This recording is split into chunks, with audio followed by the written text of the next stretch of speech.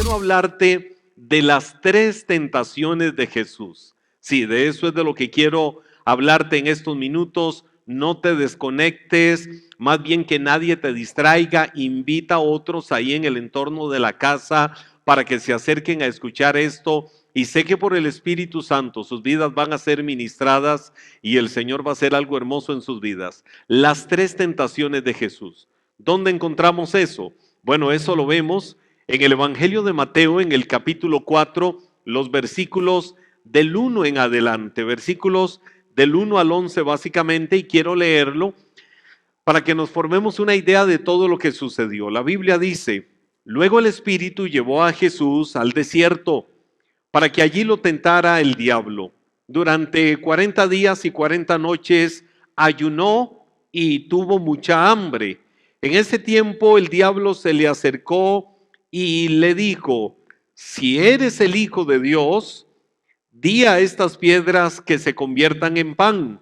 Jesús le dijo: no, las Escrituras dicen, la gente no vive solo de pan, sino de toda palabra que sale de la boca de Dios.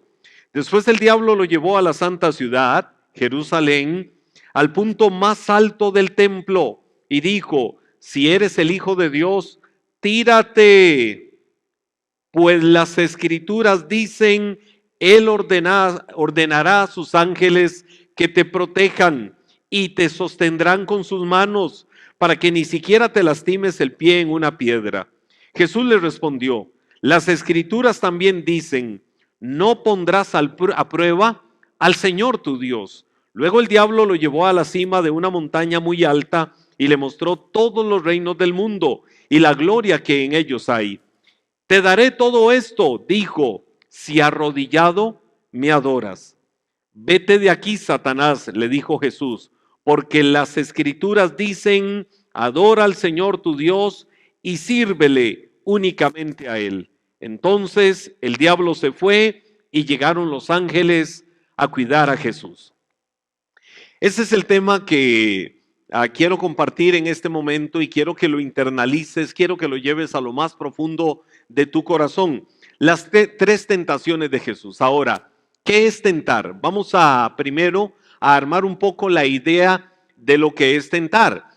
Yo siempre he mencionado dos definiciones analógicas, dos analogías que nos revelan lo que es la tentación. Siempre he dicho, la tentación es como un pajarito volando sobre nuestra cabeza. No es lo mismo un pájaro volando sobre nuestra cabeza que un pájaro haciendo nido en nuestra cabeza. El que venga y se pose y haga nido, nosotros lo podemos detener, ¿verdad? Bueno, en mi caso será muy difícil, si no imposible, que un pájaro venga y haga nido. Pero de todas maneras eso lo podemos impedir. Lo que no podemos impedir es que el pájaro esté por ahí, volando cerca de nuestra cabeza. Bueno, eso es la tentación, el pájaro volando encima de la cabeza. La tentación es la que lleva al pecado. El pecado, que es el pájaro haciendo nido ya en la cabeza. O la otra definición, la tentación es Satanás tocando a la puerta del corazón. Ahí está el enemigo, tocando a la puerta del corazón. Nosotros somos los que decidimos si abrimos o no la puerta. Nosotros somos los que decidimos si le decimos pasa adelante o quédate allá afuera, o ni siquiera darle importancia. Eso es la tentación. Satanás allá afuera tocando la puerta del corazón. Abrir la puerta es como decir, pase adelante todo el pecado y todo lo que el enemigo quiera traer para afectar nuestras vidas. Pero ya propiamente, ¿qué es la tentación? Bueno, en el original, en el griego es la palabra peirezao, y esa palabra peirezao literalmente significa probar, ensayar. Es un ensayo. Es decir, la tentación es ensayemos lo que va a venir después, que lógicamente es el pecado, todo lo malo que pueda venir como resultado de la tentación. La tentación es literalmente probar, son palabras sinónimas, probar y tentar. Por eso en algunas traducciones, lo que dice Primera de Corintios capítulo 12, cuando habla de que no nos ha sobrevenido ninguna tentación otras traducciones ponen, no nos ha sobrevenido ninguna prueba. Y cuando habla de esto, la Biblia dice, no nos ha sobrevenido ninguna prueba que no sea humana. Es decir, toda prueba que viene a nuestra vida es de este mundo, es terrenal. Pero Dios es fiel, que no nos dejará, no permitirá que seas probado más allá de lo que puedes resistir, sino que asimismo con la prueba o la tentación, Él te va a dar la salida para que puedas estar firme. Es decir, ante la tentación hay una capacidad que Dios nos ha dado a nosotros por medio del Espíritu Santo, para que la puedas vencer, para que puedas ganar la batalla cuando viene la tentación, cuando vienen esos momentos difíciles. Ahora, cuando hemos abierto puertas, es cuando ya las cosas tal vez no están bien, y es cuando caemos quizás en el pecado. Ahí es donde la Biblia dice, si confesamos nuestros pecados, Él es fiel y justo para perdonarnos y para borrar en nosotros toda maldad. O como dice también, eso lo dice Primera de Juan 1:9, pero Primera de Juan 2:1 dice, hijitos, no pequen, no pequen. ¿Qué es la demanda de Dios? No pequen. Ahora, ¿cómo hago para no pecar? Ya tengo una capacidad y es el Espíritu Santo morando en mi vida. Es el Espíritu Santo alertándome, previniéndome, usando las diferentes formas a través de las cuales el Espíritu me previene para yo guardarme de una acción incorrecta. La Biblia dice no pequen, pero si han pecado. La Biblia no dice se van a condenar y se van al mismo infierno, no. La Biblia dice vayan al abogado, es decir, humíllense ante Él. ¿Quién es el abogado? Jesucristo. Vayan al abogado. ¿Por qué? Porque Él es el que media, Él es el que intercede. Por eso dice, abogado tenemos para con el Padre, a Jesucristo el justo. Entonces, cuando hablamos de tentación es probar, es como ensayar. Ahora, en español, la palabra tentar tiene un sentido uniforme y sistemáticamente podemos verla como algo malo, que siempre quiere decir, y aquí agrego esta definición: inducir a una persona a hacer algo que no está bien, procurar seducirla al pecado, tratar de persuadirla a tomar una decisión contraria a la moral o a la misma ley de Dios. Pero esta palabra, probar o tentar en el original, que es el griego peirasao o peirazo, que es otra forma de mencionarlo, tiene un elemento completamente diferente a lo que casi siempre nosotros concebimos en el castellano o en el español. Quiere decir literalmente probar, mucho más que tentar en nuestro sentido castellano de la palabra. Peirazo lo que quiere decir es probar, es decir, formar el carácter, pulir el carácter, fortalecer más el carácter de la persona. Pero en el caso de Jesús, lo que estábamos leyendo nos lleva a algunos elementos muy importantes.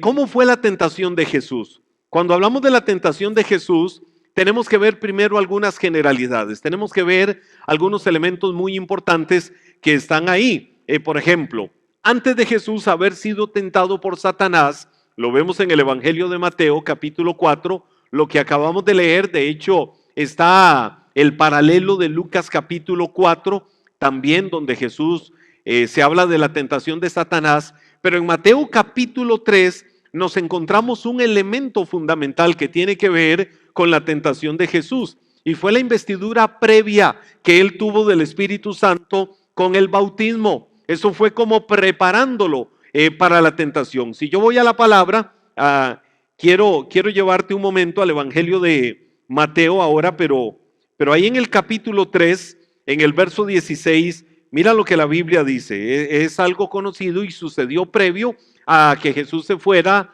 a los desiertos de Judea, donde fue tentado por Satanás. La Biblia dice, después del bautismo, mientras Jesús salía del agua, los cielos se abrieron y vio al Espíritu de Dios que descendía sobre él como paloma. Miren lo que sucedió. Después de haber sido bautizado en las aguas del río Jordán por Juan el Bautista, de hecho en aquellas mismas regiones cerca de Judea, como más hacia el sur de Israel, el Espíritu Santo desciende sobre él. Vino el Espíritu Santo con una manifestación de su gloria sobre la vida de Jesús. Y la Biblia dice que vino, se manifestó el Espíritu en forma de paloma. No, más bien, quiero corregir esto. La Biblia no dice que vino en forma de paloma, sino como paloma. Ahora, significa que el Espíritu mismo, figurado en una paloma, estaba ministrando en ese momento la vida de Jesús. ¿Por qué? Porque la paloma lo que transfiere, lo que ministra, ver una paloma, sobre todo las bellas palomas blancas, es el símbolo de la mansedumbre. Las palomas en sí mismas son mansas. Las palomas tienen mucha inteligencia. Entonces, la paloma estaba tipificando en Jesús en ese momento el mismo símbolo de la mansedumbre, pero también el Espíritu Santo en forma de paloma sobre Jesús vino a infundirle bravura, vino a infundirle, diríamos, osadía frente a la misma tentación que él podía enfrentar. ¿Por qué? Porque el enemigo lo empieza a tentar. ¿Y cómo empieza a tentar a Jesús? Queriendo golpear la honra, es decir, lo que el Espíritu de Dios había venido a hacer a su vida. Creo que los grandes privilegios del favor de Dios, de ninguna manera ninguno de nosotros nos eximen de la tentación. Ninguno estamos exentos de ser tentados. Yo, si vengo y les hago una pregunta a cada uno de ustedes y les digo, ¿alguno de ustedes nunca ha sido tentado? ¡Ah, qué mentiroso! ¡Qué mentirosa! Todos hemos sido tentados. Ahora, no sufrimos las mismas tentaciones, no enfrentamos las mismas tentaciones. Cada uno tiene tentaciones particulares. Cada uno, ahora sí, amplío la palabra, enfrenta momentos de prueba, momentos duros que no necesariamente es una tentación al pecado, pero enfrenta momentos de prueba que al final de cuentas lo que esto va a querer provocar en cada uno de nosotros es aprender a mantener esa mansedumbre, esa humildad y dependencia delante de Dios y no volvernos autosuficientes. Quiero decirte algo y quiero que interpretes también el espíritu correcto de lo que te estoy diciendo. La tentación o el ser probados de alguna manera es una gran ayuda en el sentido de que nos recuerda no mantenernos autosuficientes. ¿Recuerda Pablo? Cuando Pablo decía a los de Corinto en su segunda carta, para que la grandeza de las revelaciones no me exalten desmedidamente, me fue dado un aguijón en mi carne, un mensajero de Satanás que me abofeteé, para que yo no me enaltezca, para que el orgullo no me haga sentirme arrogante, altivo. Yo, Pablo, el de las grandes revelaciones. Yo, Pablo, el que fue al tercer cielo. Yo, Pablo, el que tuvo experiencias en el mismo trono de Dios. No, Pablo dijo, para que lo grandes que fueron esas revelaciones no me llenen de orgullo, no me llenen de vanidad, también me fue dado un aguijón en mi carne, ese mensajero de Satanás que me abofeteé como que me estuviera diciendo, a ver chiquito, a ver niño, a ver Pablito, nada de enorgullecerse, nada de volverse autosuficiente, nada de creerte el gran Pablo, tienes que depender de Dios. Tienes que tener una actitud de dependencia absoluta y total de parte del Señor. Jesús, en su humanidad, cuando fue a las aguas del río Jordán y el Espíritu Santo vino como paloma a él, fue infundiendo el Espíritu de Dios la mansedumbre para moverse en este mundo de conflictos con un corazón lleno de humildad. Que por cierto te anticipo, en nuestras celebraciones de fe hay algo del mismo cielo, hay algo del mismo Dios que vamos a estar compartiendo en relación con este tema, con lo que tiene que ver con la mansedumbre, con la humildad de corazón. Y sé que Dios va a despertar, va a sacudir los cimientos de nuestro orgullo y de nuestra vanidad y va a traer algo lindo a tu vida. Pero bueno, esto será en nuestras celebraciones de fe de este sábado 6 de la tarde y del domingo a las 10 de la mañana. Pero mientras tanto, el Espíritu Santo, como te decía, infundió eso en Jesús y le dio autoridad, lo empoderó para que Jesús pudiera levantar vuelo con autoridad frente a cualquier tentación que Satanás quería traer sobre su vida y quitarle la honra y quitarle el propósito de su llamado y el propósito de lo que Dios iba a hacer en su vida. Entonces, quiero decirte que Dios permite muchas veces circunstancias propicias para la tentación, a fin de que nosotros seamos probados. No es que a Dios le gusta que nos veamos tentados, no es que a Dios le gusta que nosotros nos veamos sufriendo, no es que tenemos a un Dios masoquista, no, de ninguna manera. Lo que pasa es que la tentación o los tiempos de prueba no tiene que ser algo que nos parezca extraño. Por ejemplo, Primera de Pedro, capítulo 4, en el verso 12, la Biblia dice: queridos amigos, no se sorprendan de las pruebas de fuego por las que están atravesando, como si algo extraño les sucediera. Es decir, no se sorprendan.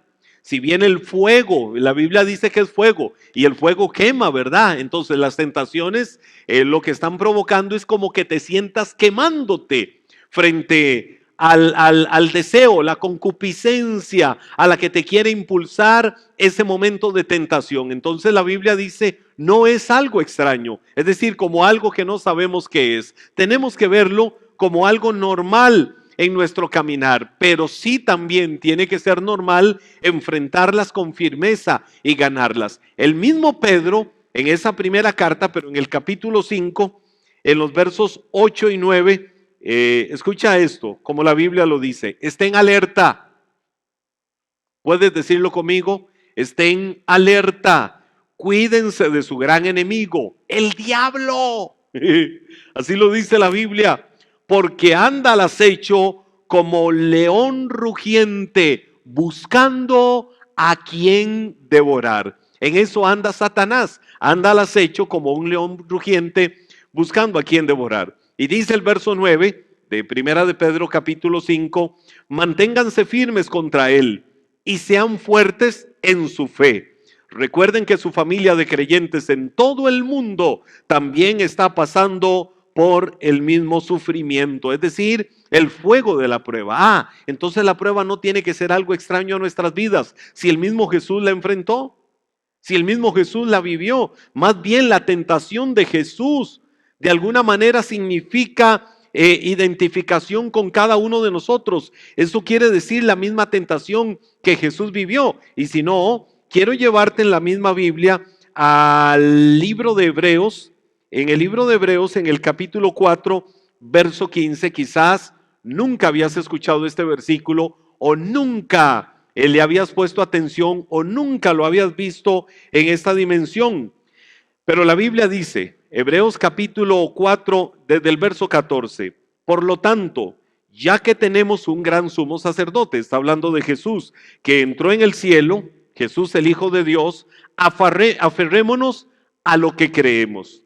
¿Qué es a lo que creemos? Dice la Biblia, nuestro sumo sacerdote, es decir, Jesús, el que hoy fue bautizado en las aguas del río Jordán por Juan el Bautista, que luego de ahí recibió al Espíritu Santo y vino y lo ministró cuando, como en forma de paloma, el Espíritu lo llenó de poder y de autoridad y de mansedumbre. Jesús se va al mismo desierto de Judea a un ayuno de 40 días y en medio de aquellas montañas rocosas un día tuvo una visita inesperada, que fue la visita de Satanás, y Satanás buscó tentarlo de una y de otra manera para hacerlo caer. En todo el caminar de su vida de ministerio y aún en los años que quizás no encontramos registro en la Biblia, los mismos años de su adolescencia, los mismos años de su juventud, una y muchas veces Jesús fue tentado por el mismo enemigo. Pero la Biblia dice, y es el versículo que quiero rescatar, nuestro sumo sacerdote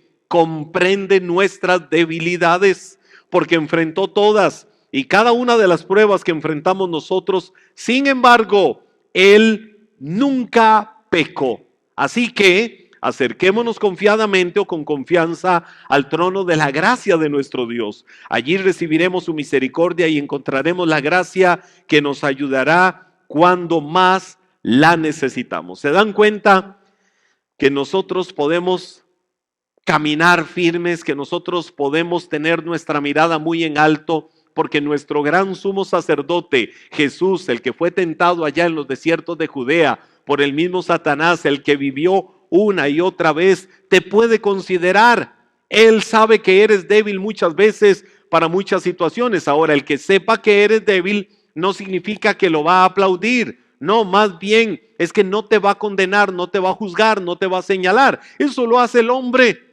Porque los hombres, y sobre todo uno que otro fanático religioso que anda ahí por el camino de la vida, que cuando ven una acción negativa en alguna persona o alguna situación que alguien vivió, se sientan en la silla de jueces a dictar sentencias sobre las personas. Esos religiosos estilo fariseo son los que la Biblia abomina.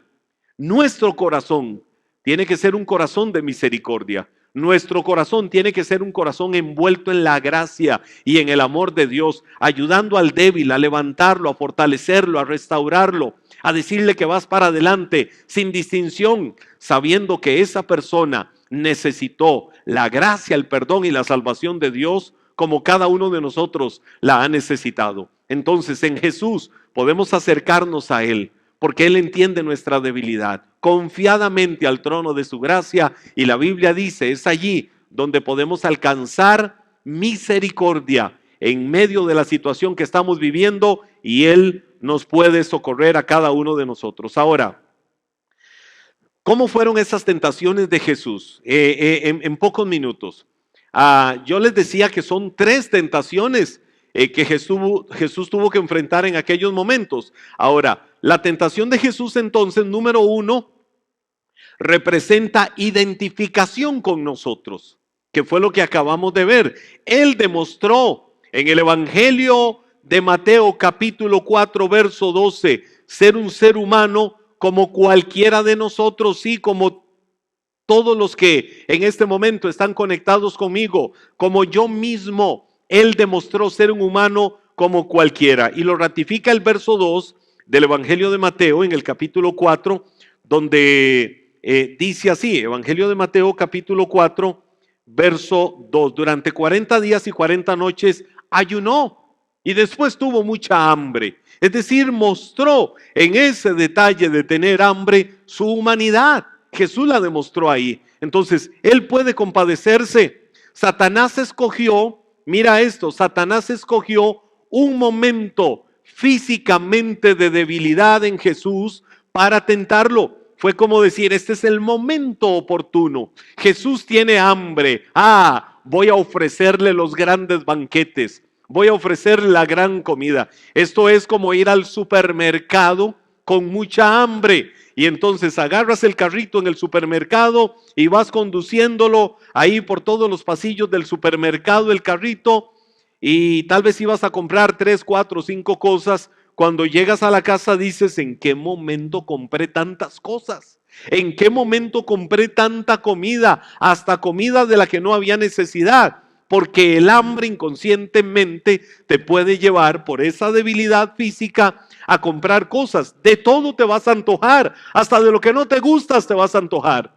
Entonces Satanás encontró aquel momento de debilidad humana en Jesús, teniendo hambre, para querer tentarlo y ofrecerle banquetes y ofrecerle comidas. Cuando sucede esto, es muy probable, de acuerdo a la perspectiva de Satanás, que aquella persona vaya a tener una zancadilla, vaya a sufrir la zancadilla y esa persona vaya a caer. Entonces, recordemos que la tentación difiere de la prueba que viene de Dios. Muchas veces Dios permite el fuego de la prueba, pero porque quiere formar y pulir más en nuestras vidas y en nuestros corazones muchas cosas. La tentación, la Biblia dice que viene cuando somos atraídos o seducidos por nuestro propio deseo carnal. Como quiera que sea, una prueba que Dios está permitiendo para pulir y para formar nuestro carácter, o una tentación que es el resultado de nuestros propios deseos carnales, la Biblia de una o de otra manera nos lleva a creer y saber que por el Espíritu Santo morando en nuestras vidas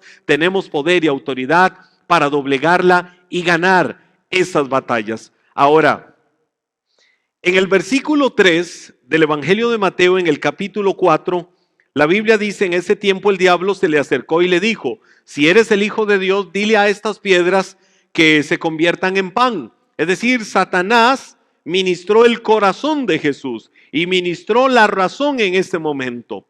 ¿Para qué? Para que Jesús pensara en comida. Wow, yo tengo poder, tengo autoridad para decirle a una piedra, conviértete en pan, para decirle a una piedra que se transforme. Pero Jesús estaba entendiendo y podía discernir lo que Satanás quería hacer. Ahora, el hambre produce muchas veces en el ser humano un sentimiento de impotencia. El deseo de alimento, es decir, el hambre que hay en uno, produce rebelión muchas veces consciente de que tengo hambre y no me importa nada más, lo que quiero es llenar el hambre, lo que quiero es saciarme, lo que quiero es alimentarme.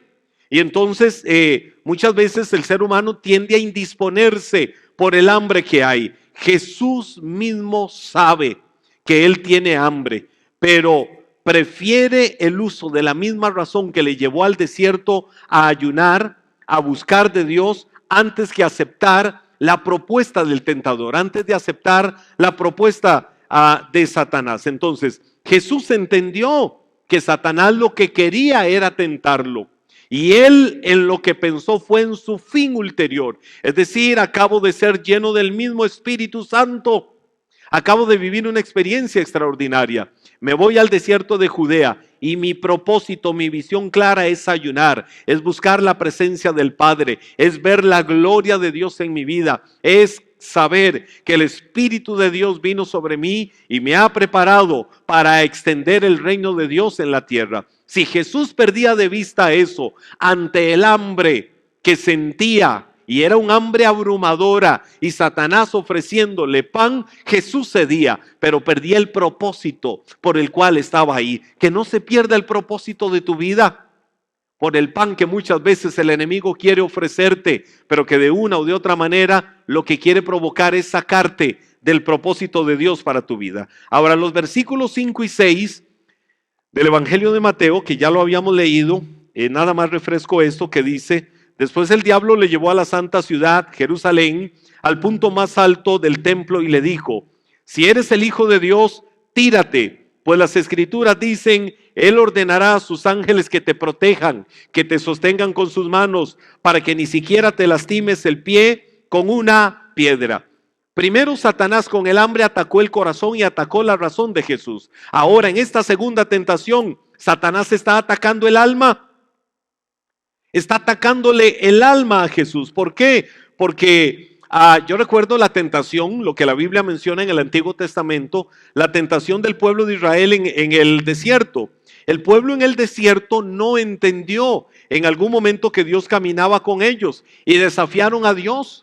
Sí, desafiaron a Dios y lo hicieron en la persona de Moisés. Allá en Egipto teníamos comidas, allá en Egipto teníamos ollas de carne, ahora nos trajiste acá, dizque por una orden de Dios para llevarnos a una tierra y mira el hambre, mira las situaciones que estamos viviendo. Y se empezaron a quejar, empezaron a maldecir, empezaron aún a amenazar a Moisés.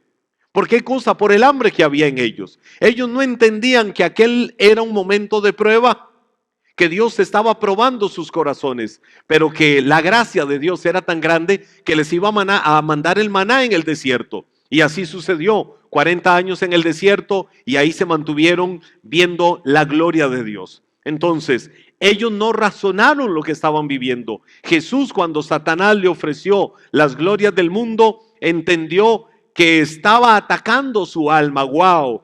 Yo puedo tener toda la gloria del mundo entero si le hago caso a la palabra que me está dando. Pero otra vez Jesús tuvo discernimiento de que había un propósito más grande que ese. Y algo más,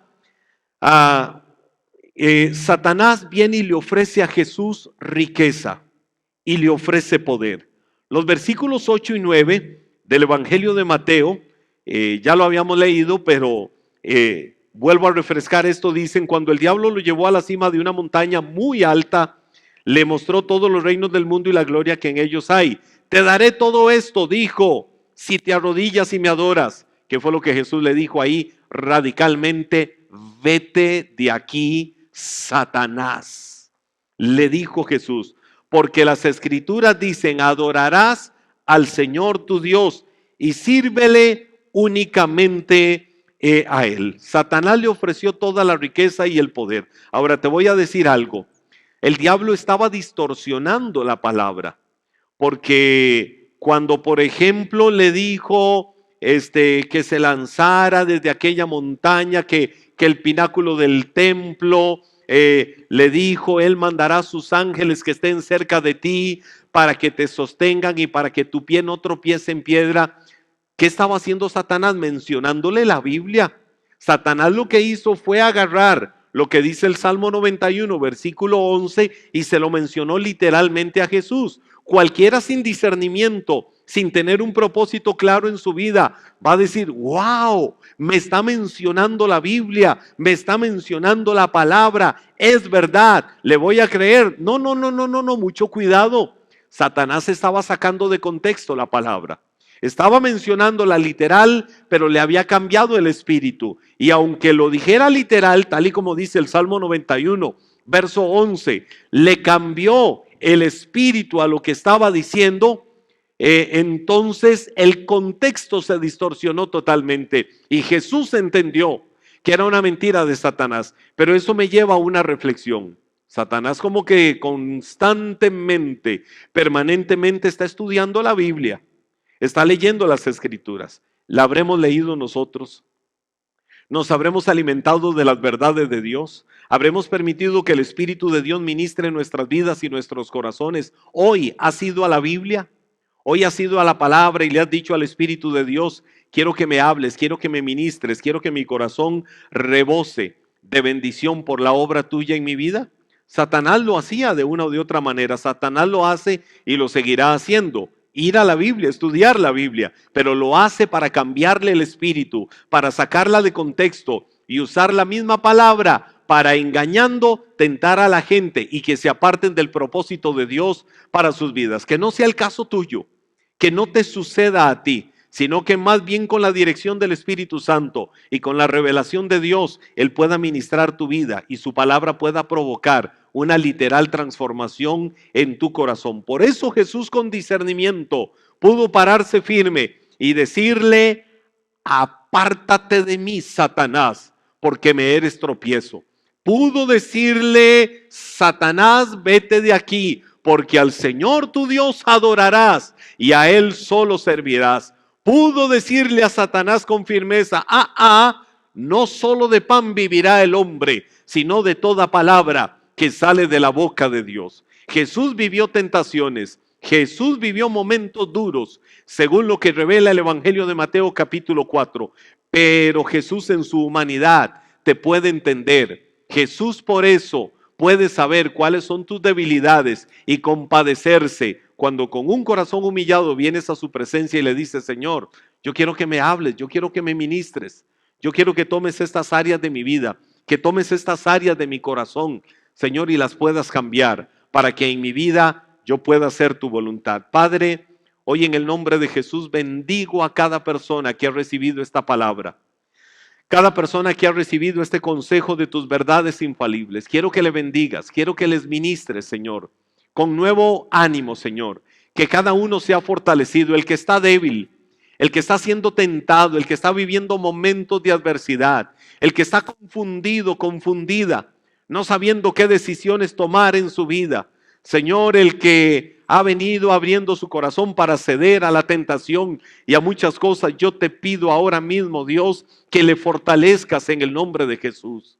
Señor, y aquel que se ha doblegado, aquel que está postrado, derrotado, que se ha levantado ahora mismo, Señor, que vengan nuevas fuerzas a su vida. Espíritu de Dios, ministra su corazón de tal manera que acercándose al trono de tu gracia puedan alcanzar misericordia y hallar gracia para el oportuno socorro en sus vidas. Yo te pido esto, Padre, en el nombre de Jesús, para que cada uno de tus hijos, Señor, cada persona que está ahora por medio de esta conexión, de esta transmisión, pueda recibir nuevas fuerzas y levantarse como fiel soldado de la milicia de Jesucristo para seguir adelante, firme, esforzado, valiente y entregado, Señor, a hacer tu voluntad, porque somos el templo y la habitación de tu Espíritu Santo. Yo te doy gracias, alabamos y bendecimos tu nombre, nombre bendito que es sobre todo nombre, el nombre de Jesús. Quiero invitarte para que sigas adelante fuerte, para que tomes ánimo y no dejes que nada te doblegue ni te derrote, y que sigas alabando, y que sigas adorando, y que sigas llenando su trono de toda exaltación.